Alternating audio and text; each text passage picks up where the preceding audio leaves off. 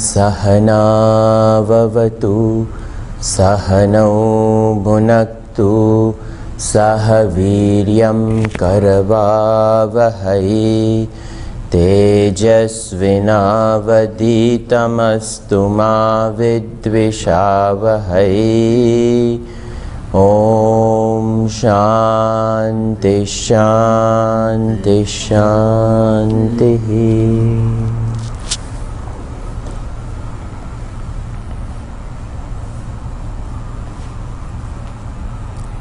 नारायणं पद्मभुवं वसिष्ठं शक्तिं च तत्पुत्रपराशरं च व्यासं शुकं गौडपदं महान्तं गोविन्दयोगीन्द्रमथास्य शिष्यं श्रीशङ्कराचार्यमथास्य पद्मपादं च हस्तामलकं च शिष्यं तं त्रोटकं वार्तिककारमन्यात् अस्मद्गुरून् सन्ततमानतोऽस्मि।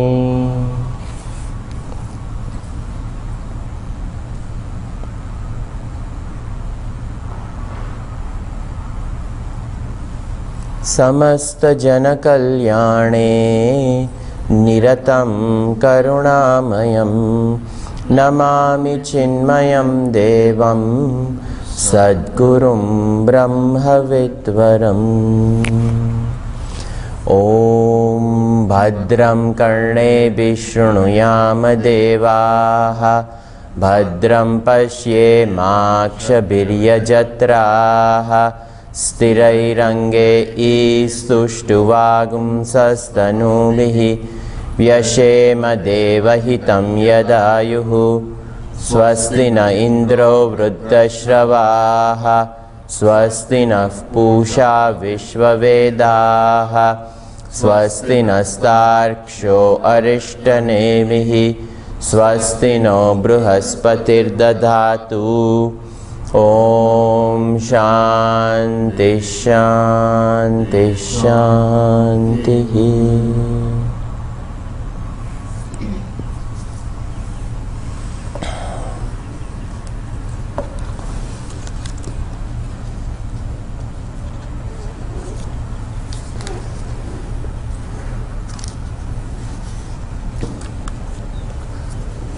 In our study of this Mandukya Upanishad, we are in this Vaitatya Prakarana, and this Vaitatya Prakarana is, we have to understand that it is an elaborate commentary, Mandukya Upanishad. This Karika is an elaborate commentary on the 7th mantra of the Upanishad. There are 12 mantras in Mandukya Upanishad, and the first section of this Upanishad is referred to as Agama Prakarana, where the Shruti in the Upanishad itself is the subject matter, and of all these mantras, the 7th mantra, Nanta Prajna, Na Bahish Prajna, No Bhayata Prajna, Na Prajnana Ganam, Na Prajnam, Na Prajnam, all this we saw. This mantra makes, this Upanishad makes a daring attempt to define consciousness, that which cannot be defined. The most precise definition is given out in this Upanishad. Many people try to comprehend, many people try to understand, many people try to define this consciousness, but how do you define something which is all-pervading, something which is the subject itself, but yet in a language which is created to define or measure the quantity of the idea which is transacted. The language itself is born out of severe limitations, because the idea is to, in a precise language, quantify and define an idea and a thought. The purpose of language is only that. But something which is unquantified, something which is unquantifiable, something which is beyond the scope and the realm of words which are utilized to precisely communicate an idea, something which is beyond that, how do you define? And yet the same words of the Upanishads, the same words of scriptures, the same words of language are used to define this consciousness. And Gaudapadacharya ji writes elaborate commentary to support what is said in this Upanishad, what is said in the 7th mantra. So we have come up to the 30th Karika in this second section. Second section is the establishment of the illusory nature of the waking state and the dream state. And this Karikas, this section tries to take the waking state and compares it to the dream state, that the waking state is nothing but the extension of the dream state, and both of them are nothing but illusion. That is the point that Gaudapadacharya ji is trying to make in this second section of Vaitatya Prakarana. It started by Vaitatya Sarva Bhavanam, that all bhavas meaning all manifestations, all which has come into the purview of perception, and all which has been perceived, and not only perceived but given reality to and experienced. All these, the projections, the sustained the ability to sustain the projection, and the ability to experience the sustained projection, all these things he proves to be illusion. And various ideas, various thoughts are given by different people about what is consciousness. And the most important thing over here, when we started looking at all these different ideas, people had started talking about Veda iti ved vidaho, Yajna iti tad vidaha, Bhokta iti cha bhoktru vidaha, Bhojyamiti tad vidaha, this 22, Pada iti pad vidaho, Vishaya iti tad vidaha, all these 21, 22, 23, Sukshma iti sukshma vidaha, Sthula iti tadvidaha. Some people say consciousness is gross, some people say consciousness is subtle, some people say it is known. Those who know the Vedas, they say that Vedas are consciousness. Those people who are into experience, they say that all these unique experiences are consciousness. Some people say Murta iti Murta Vidaha, that all the forms are none other than consciousness. Some people say Amurta iti Tad Vidaha, that that which is unmanifest is consciousness. Kala iti Kal Vidaha, some people say time is consciousness. Some people say Disha iti tadvidaha, the directions. Vada iti vadvidaha, all some people say that the materialist They say that the way in which matter arrives, that is consciousness, and the uniqueness of the time-space created experiences, that is consciousness. Mana iti manavidaha, some people say mind is consciousness, greater buddhi iti tadvidaha, some people say it is a buddhi which is consciousness. Chittam iti chittavidaha, some people say that it is the very chitta, the memory aspect of it. Dharma iti, dharma adharma iti tadvidaha, some people say it is dharma adharma. All these things, it goes on. 25, 20, 26, some 26 ideas are brought out over here by Gaudapadacharya ji to explain what people's idea of consciousness is. But he says they miss out on the one who is trying to understand consciousness. He himself is consciousness. The greatest mistake that people make is the subject who's trying to objectify everything. That subject alone is the first and foremost of all discoveries, of all understanding. If the subject itself is not present, how can any object be known?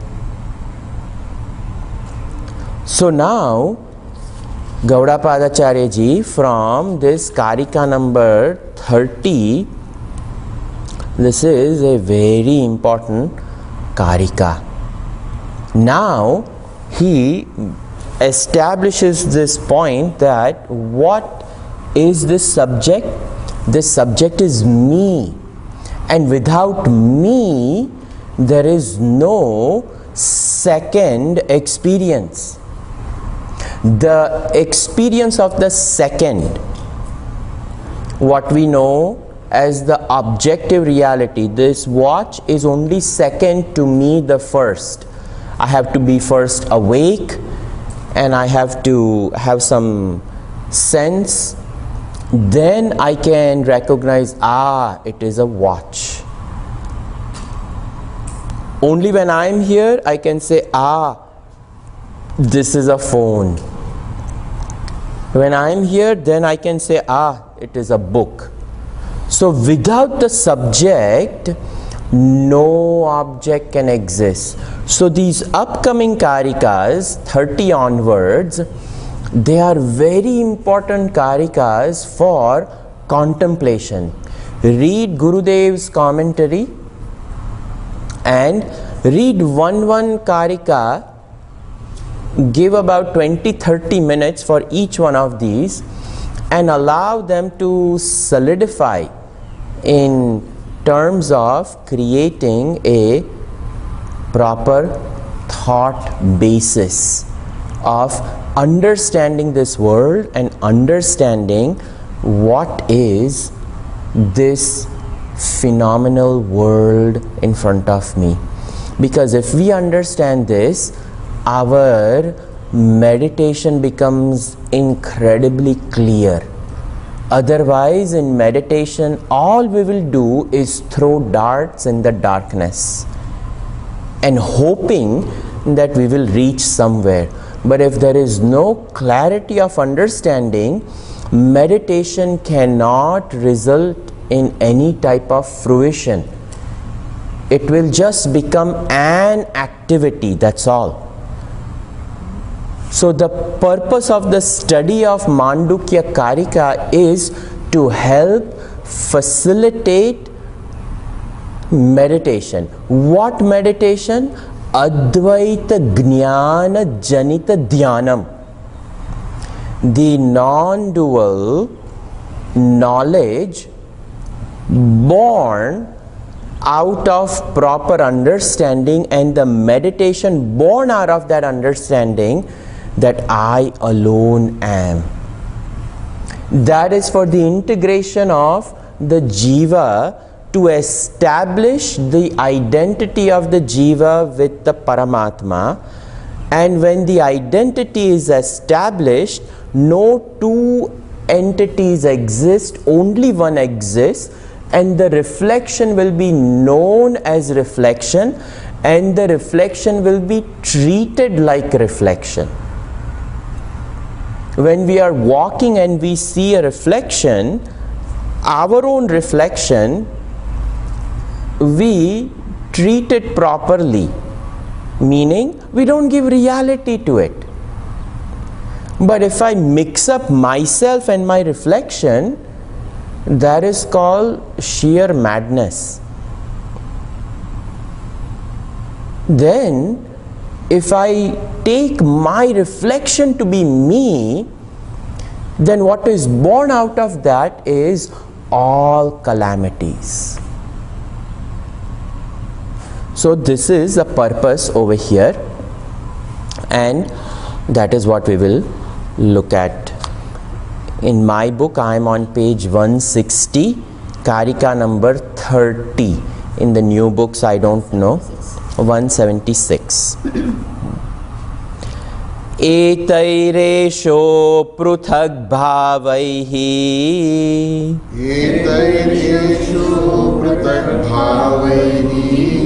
pruthageveti lakshitah evam yo veda tatvena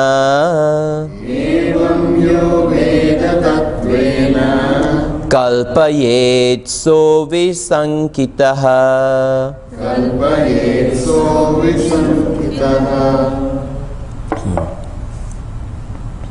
Kalpayet so vishankitah.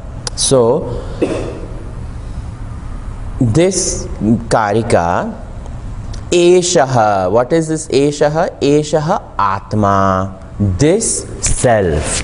Which self? The absolute consciousness. Eshaha atma pruthag etaihi bhavaihi. This self, apruthag bhavaihi, sorry. Eshaha atma apruthag etaihi bhavaihi. This self is non-dual, is not separate from all these world of phenomenon objects which exist in front of us. This self alone appears as all these objects. Pruthag eva ita lakshitaha, and it appears as though it is all distinct. The self alone is everything. He is saying what was already established through karikas and through our ma. We establish that the name and that which is named are none other than this reality. This reality is the substance which arrives as the objective presence, and then it disappears. The objective presence disappears into what? Into substratum. And what is substratum? Is the awareness, consciousness, I, me, myself. In me it arrives. So this Atma is all these etaihi, bhavaihi, all bhavai over here are objects which come into manifestation, is a technical word over here. Bhavaihi, projections, all these appearances, all these objects. This apruthak bhavaihi, it is non-dual. The Atma alone is everywhere. And pruthag eva iti lakshitaha, pruthag, different, iti lakshitaha, it is appearing separate. The chair is not the carpet is not the table is not the book is not the phone is not the watch. All these objects we see, the objects have a material cause, the objects have an instrumental cause, and all these objects, the material cause lends the stuff with which it is made. The intelligent cause gives it a name and a shape. The pot maker, intelligent cause, takes that clay and gives the clay a name and a shape, and as the shape, so the name. So the pot maker calls this clay cup a clay saucer, a clay pot. So he is the intelligent being who has taken a material, clay, and modified into name and form. So it is the intelligent cause which has just given the name and the form, that's all. All of us, we've contributed to giving the name and the form. And every day we add more and more words to the dictionary. And the dictionary of the 11th century was this, and the dictionary today we see, because more and more words we have created, more and more objects we have created, more and more experiences we have created. So we have to define all of those. So that same Atma, it is as though पृथक इव लक्षितः एवं यो वेद तत्वेन कल्पयेत् सो विशंकितः एवं यो वेद तत्वेन. In this way, in essence, if one knows tatvena, in essence, that this objective reality is none other than the substratum me upon which it is appearing.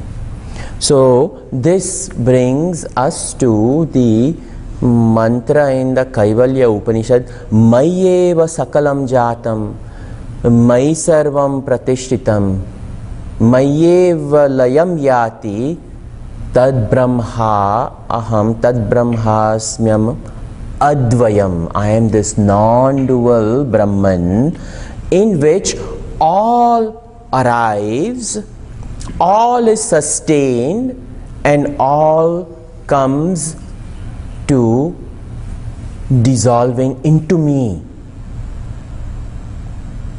So now Gaudapadacharya ji is trying to explain.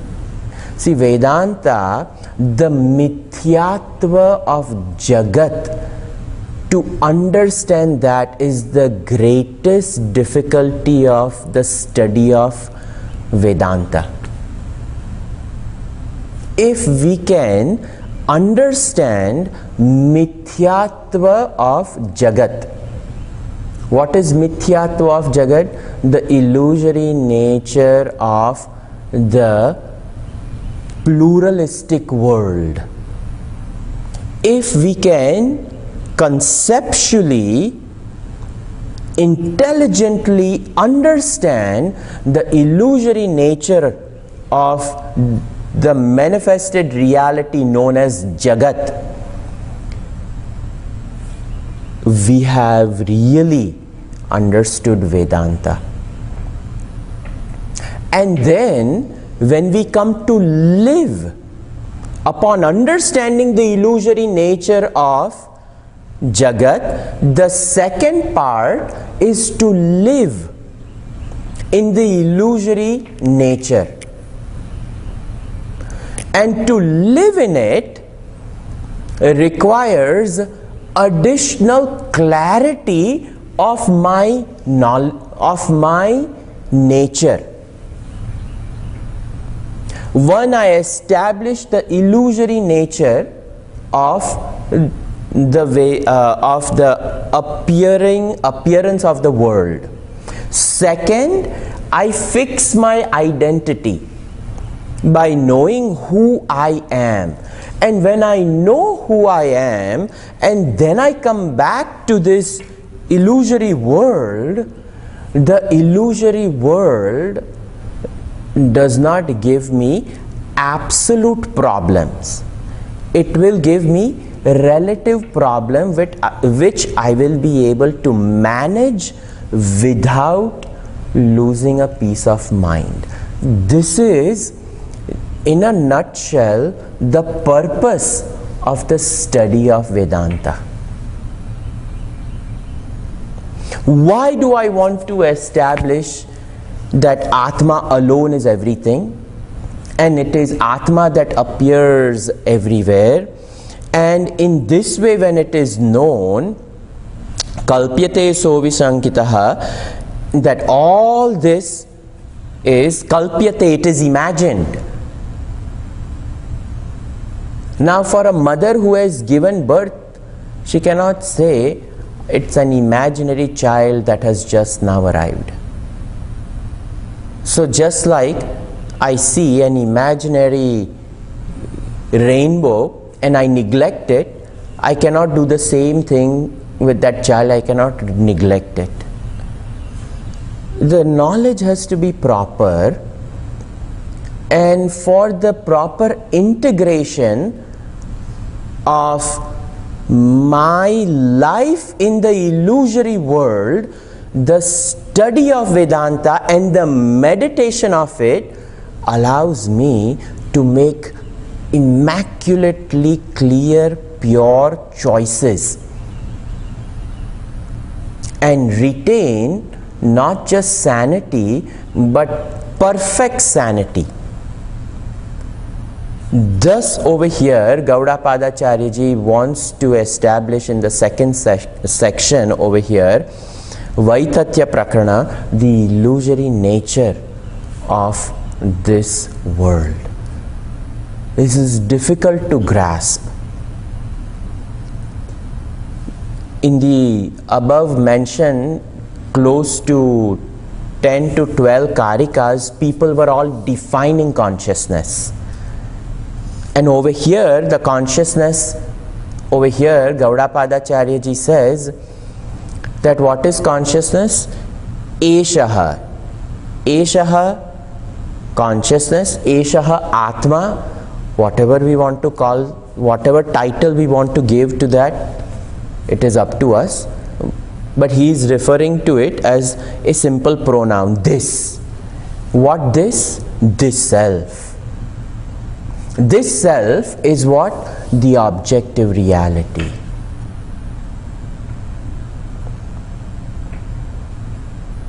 But then it is the objective reality, but at the same time it is not the objective reality. That is what we have to understand. When I say this Atma is watch, now I cannot literally take this watch as Atma. But other than Atma, what else is this watch? It is consciousness.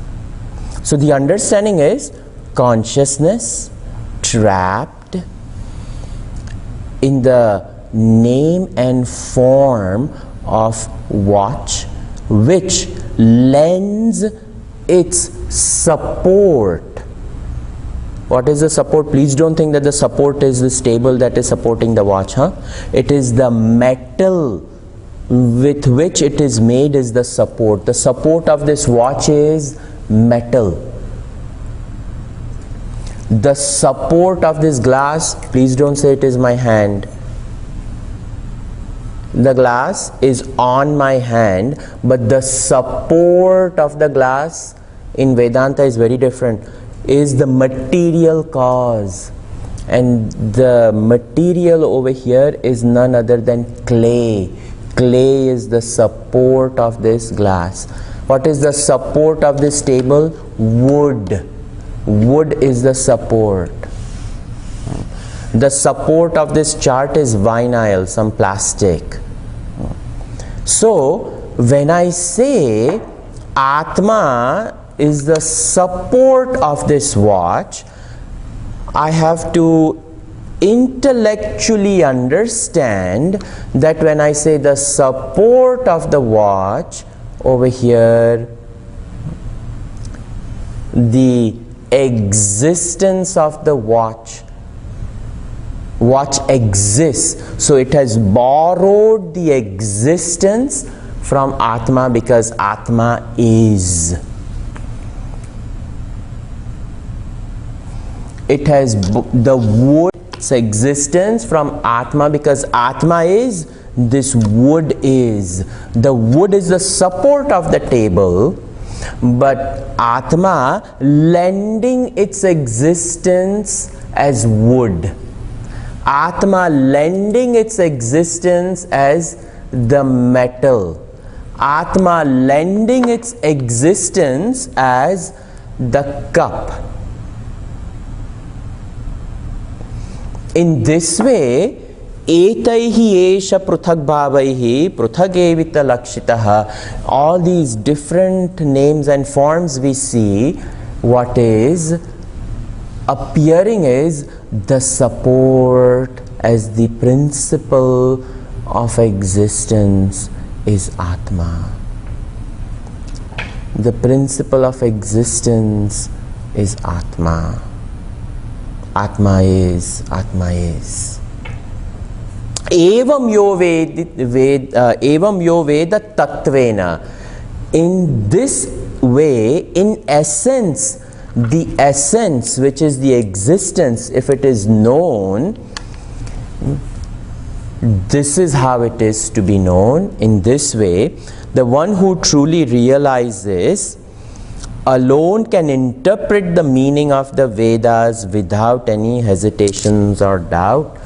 In this way alone, when it is known, the Atma can be understood. With what is meant over here, the meaning of the Vedas and all those things, meaning consciousness will be known. That is what it is trying to say. Saha avishankitaha, without any confusion, without any doubt, Atma and consciousness will be known. One is the knowing aspect, the other is the support aspect.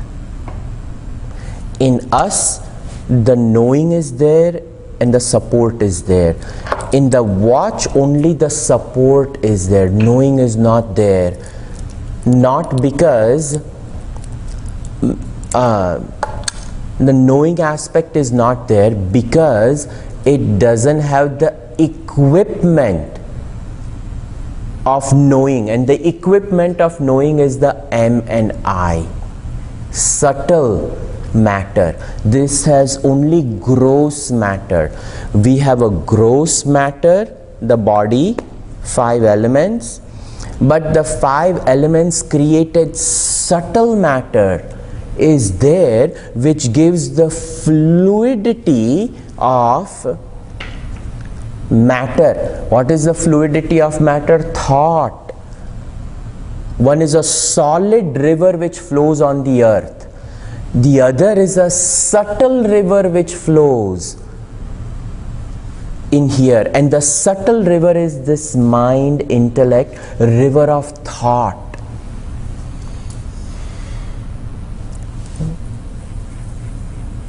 And each river is very different. Some are very manda river, very quiet flowing river. Some are great tumultuous flow. The White Rapids, grade 5 river. If the rapids are there, meaning it is a violent river. And there are some which are very quiet, some which are very dirty, muddy. The Amazon, Ganga, they carry so much silt, so it looks so muddy.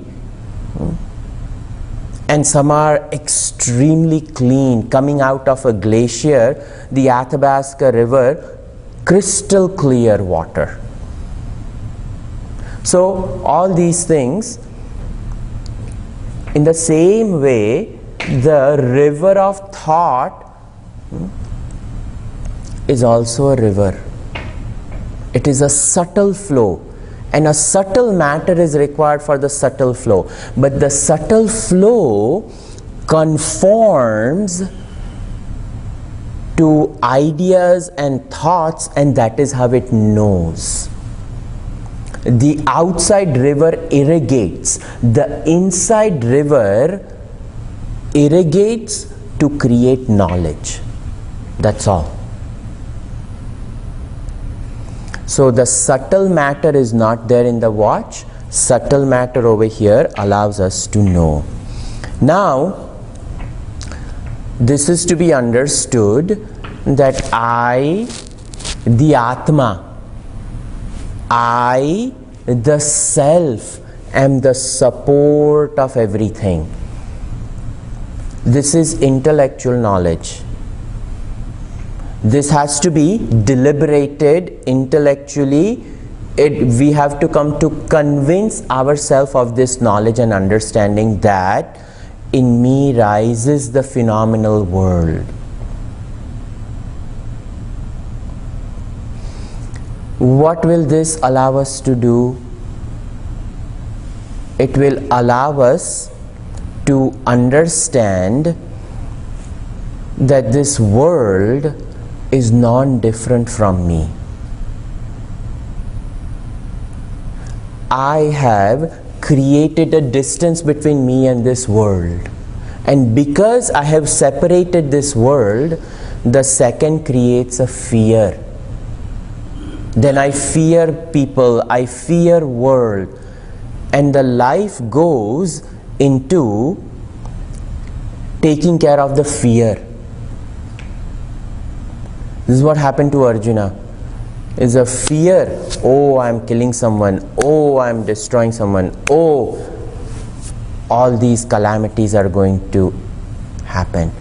So this understanding that in me the world rises, I allow myself to extend myself to this world and realize that this world is not apart from me. This world is in fact within me, and if it is within me and if it is supported by me, it cannot harm me, because at no point in time am I malefic towards me. I only have good intentions for me. So it improves our intentions of this world. When that happens, our actions improve. Our relationship with money, our relationship with work, our relationship with people, our relationship with objects, all of a sudden they become nobilized.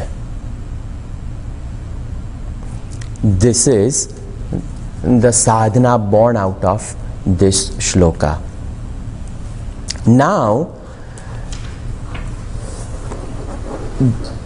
another sadhana is brought out of the next shloka, the next karika. Again, contemplation allows us to define this world in a very unique way.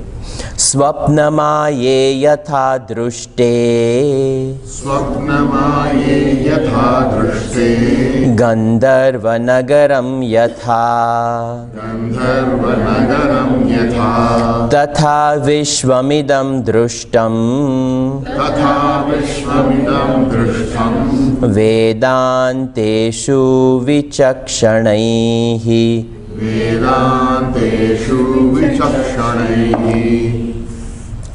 Swapna, dream, Maya, illusion. The dream and illusion, the dream, and over here Gurudev calls Maya magic. So either you call it illusion, magic, whatever you want to call it. Swapna Maya yatha drushte Gandharva nagaram yatha. Yatha Gandharva nagaram. Looking at the sky and seeing the clouds, and the shape of the cloud, it looks like, wow, it's a beautiful castle in the air. It's Gandharva nagaram. A city seen or projected in the sky. By what? Clouds. But because the wind pushed the clouds in certain direction, the shape of the cloud gave an illusion that it looks like a beautiful castle in the air. But logic tells us there is no such thing as castle in the sky. No castle can exist in the sky. What can castle give us? The comfort of shelter. So that is negated over here. That if we look for comfort and shelter in Swapna Maya, Yatha Drushte, as it is seen, and if I seek shelter in it, not available. A solid castle on the earth, yes, I can run away from an army and hide myself in a castle on the earth. But the castle on the sky, it can give me no protection. In the same way, the objective reality will never ever be able to give me security and protection. It is Swapna Maya. Swapna is very easy to negate. I just have to wake up. When I wake up and I say, it was only a dream. Negated. So if I went through certain experiences which were really good in dream state, I cannot pull them out of dream and make them a reality in the waking state. No matter how amazing the experience was, that experience cannot be pulled out of a dream. Same analogy, Gaudapada ji says that learn to see the waking state from the standpoint of Turiyam. Learn to see the waking state, the objective reality, from the standpoint of Absolute. From the standpoint of Absolute, from here I am imagining what this looks like from there. And that over here he is saying that all this projection cannot give me any security. It cannot give me any comfort. Just like a Gandharva Nagari, this cannot give me, and only my absolute nature can give me comfort. Only my absolute nature can give me security.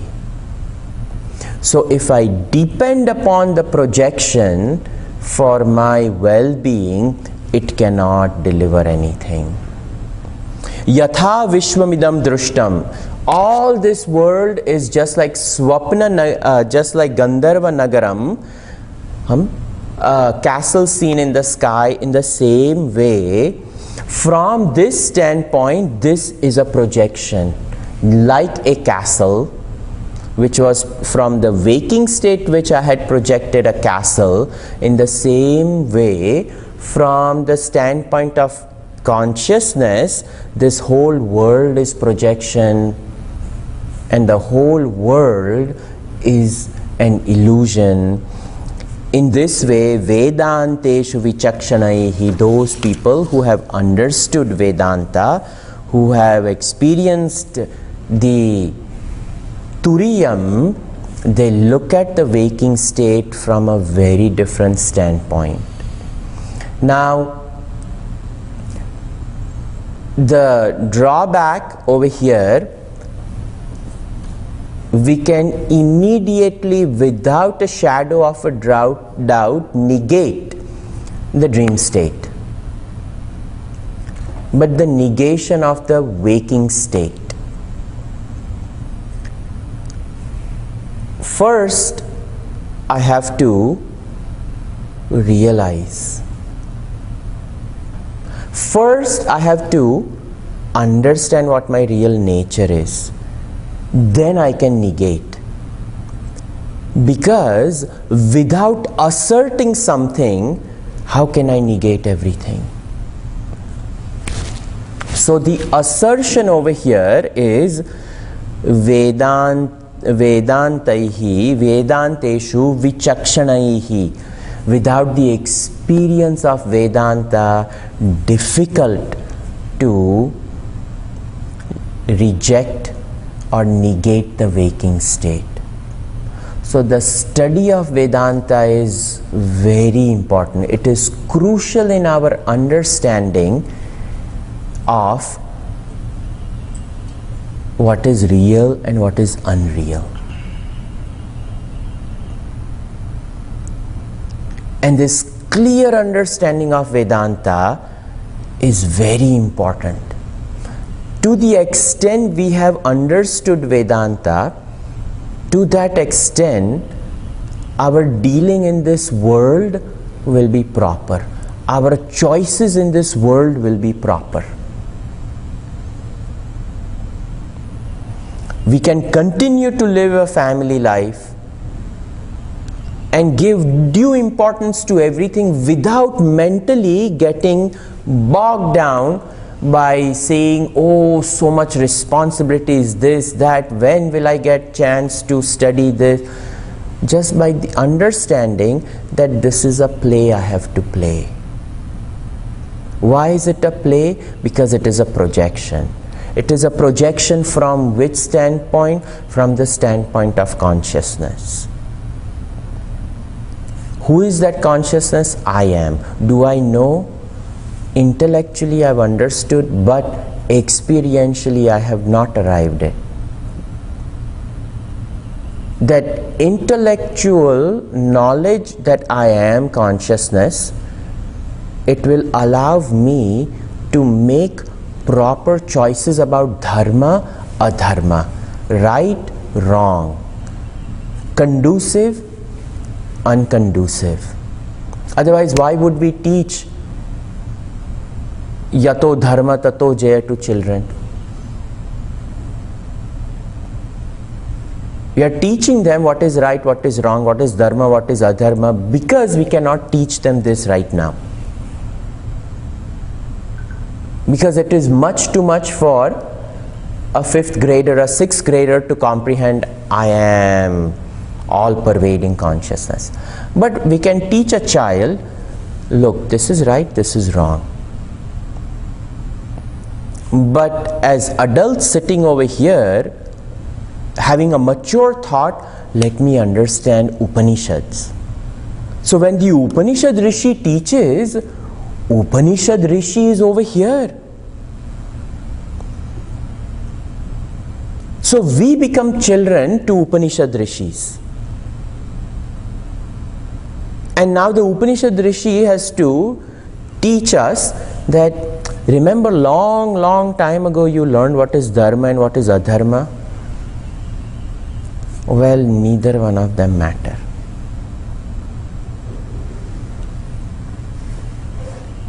Neither one of them matter from the awakened standpoint. But as long as you are not awakened, you have to stay over there. And dharma matters, adharma matters. But make choices with this understanding that I am consciousness. I don't have abidance in consciousness, but I know I am. And if you have to make a choice, just make the choice and move on. And whatever be the consequences of those choices, you will be able to deal with it. And continue your meditation to help solidify this thought into a direct knowledge that I am. Aham Brahmasmi.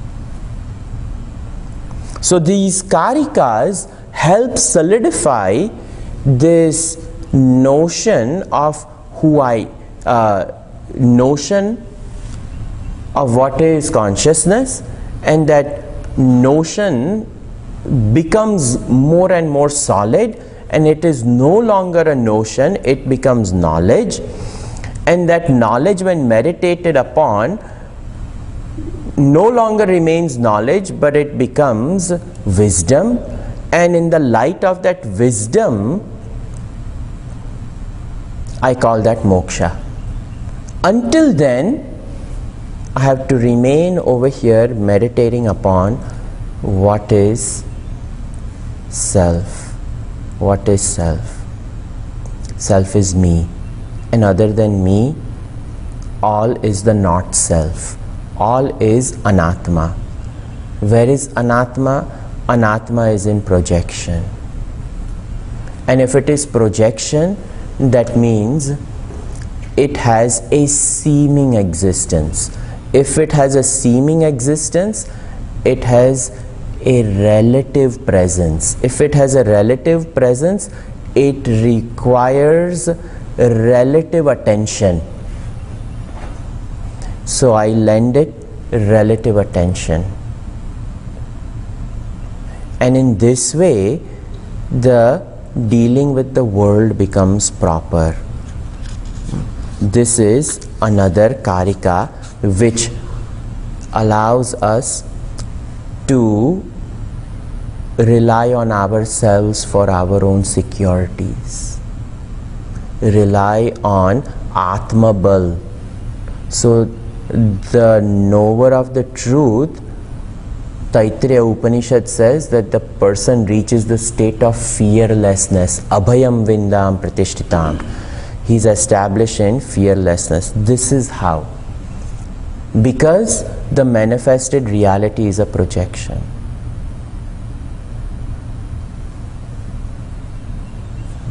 In this way,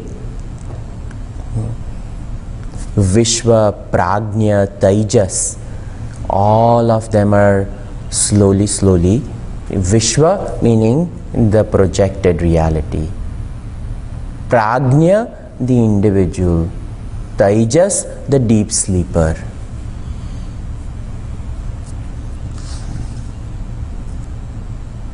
Tejas, deep sleeper, in this way. Now comes this shloka which we have to understand. See, all these shloka 30, 31, 32, these karikas, they are dangerous if we don't understand them properly. They are a fantastic tool for living in this world if we understand, but if we don't, it can destroy us. And the height of destruction is the karika number 32. Na nirodho na chotpattihi. Na nirodho na chotpattihi.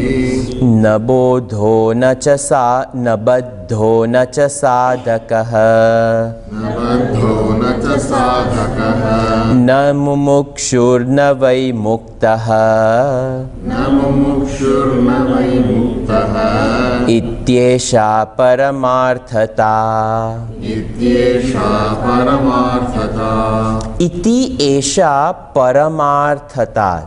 This is the absolute state. Remember, this is very important. It's the absolute state, huh? So, in the absolute state, meaning in the consciousness, and in the consciousness, understand there is no creation. And if there is no creation, there is no projection. If there is no projection, there is no support. So, when we say consciousness is the support, paramarthata, it is not even a support. The support, when we say vastu adhar, adhishthan, it is a word, a title we have given to consciousness. But consciousness is not even the support.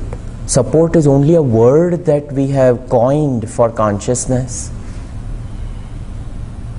Because support can only be there if a fictitious entity like watch Because according to consciousness, there is no such thing.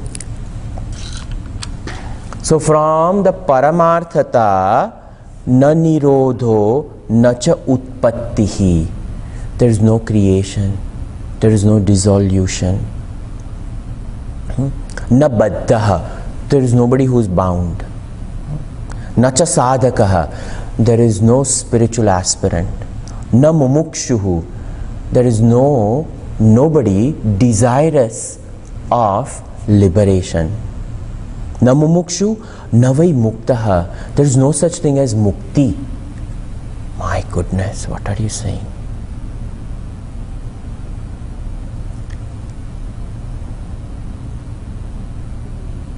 This Karika of Gaudapadacharya ji,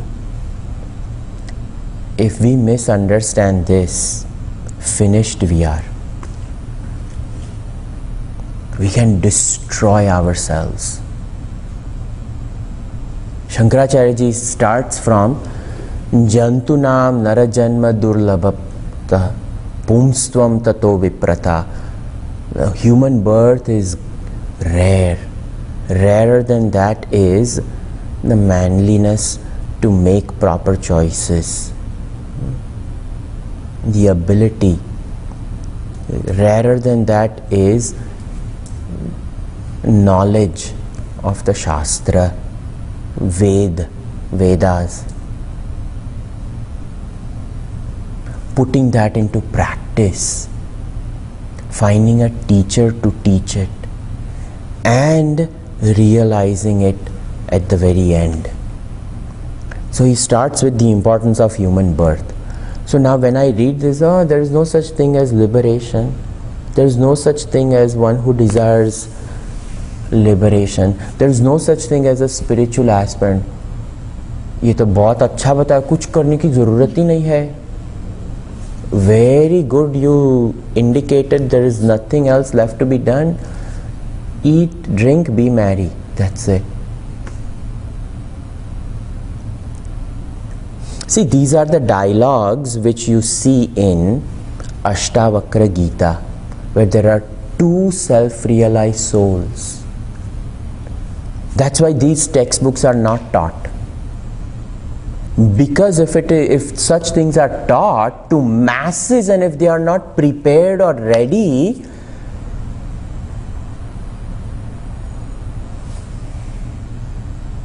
it will be a license for destruction. They will destroy themselves. That's why Gita is taught. Why Gita? Because the teacher knows and the student is ignorant.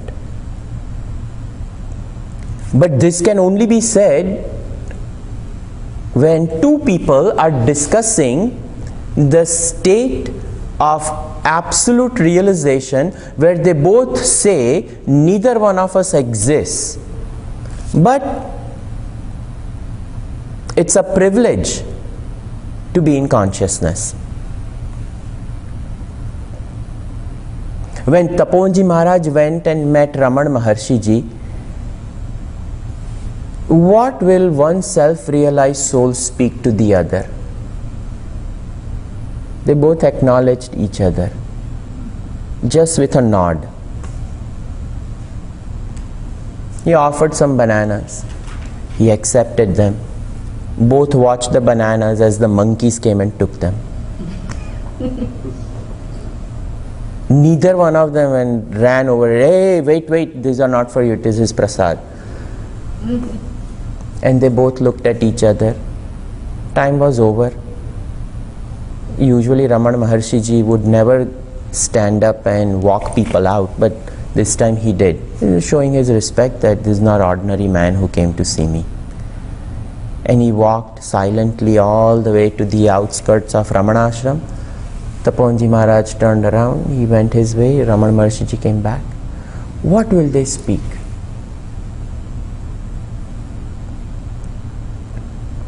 They both know the inner silence. Outside, if they say anything, it will be a donkey braying. Nothing left to be said. So, the Ashtavakra Gita dialogue between Ashtavakra and Janak Maharaj, people didn't understand who Janak Maharaj is. So he invited Ashtavakra in his. He just asks him question. And all the other mantris are there. He said, listen. And the two of them engage in dialogue, and they are like, what are they talking about? That's when they realize the glory of Janak Maharaj. He was just an ordinary king. But he and Ashtavakra both self-realized souls. There is no such thing as creation. There is no dissolution. Then you are a king of which kingdom? And yet he is a king of Mithilapuram. Because even though there is no creation, even though there is no dissolution, even though there is no bondage, even though there is no sadhana, even though there is no sadhak, we all have to do that. Because this is not our experience. This is some stuff knowledge. Some blabbering of a book is what we have understood, but not experience. So we cannot live this. The first two, some sadhanas were born out of it. This, what sadhana can we practice? Nothing has come out, nothing is going. What are we looking at? So this is for great contemplation.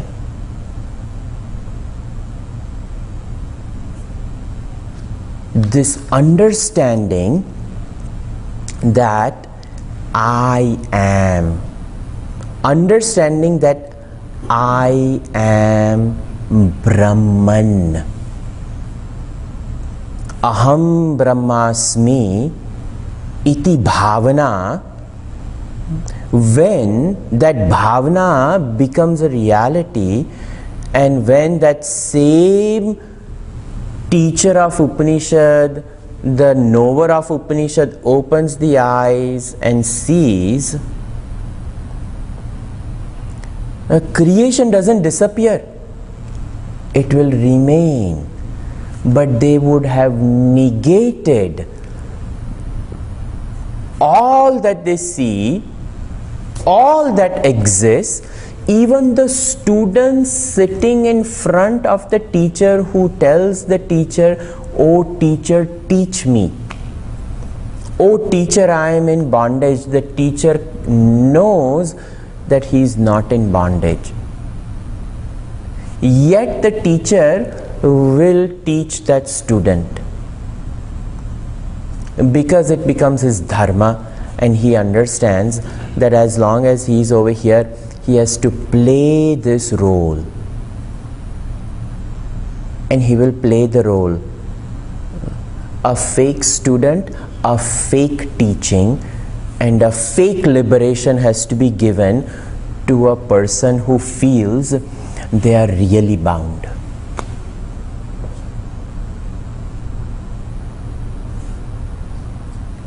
How can this? That's why they used to run into Himalayas and remain over there until somebody came over there.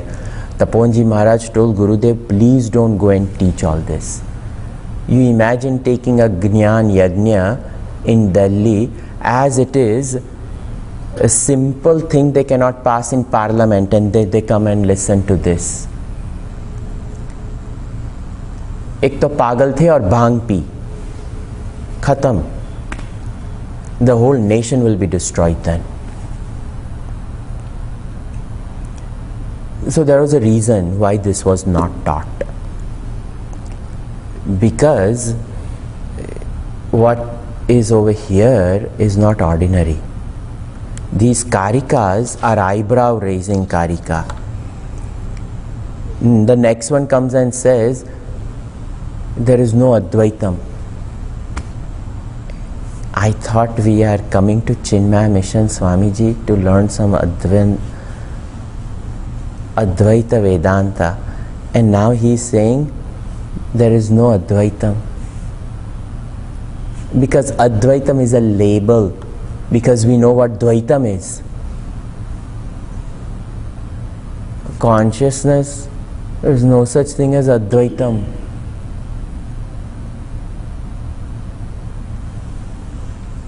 These are mind-boggling concepts, but understand them properly.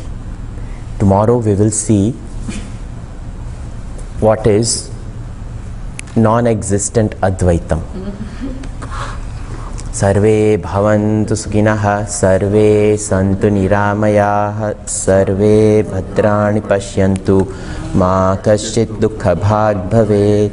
Om shanti shanti shanti. Harihi Om. Shri Gurubhyo Namaha. Harihi Om.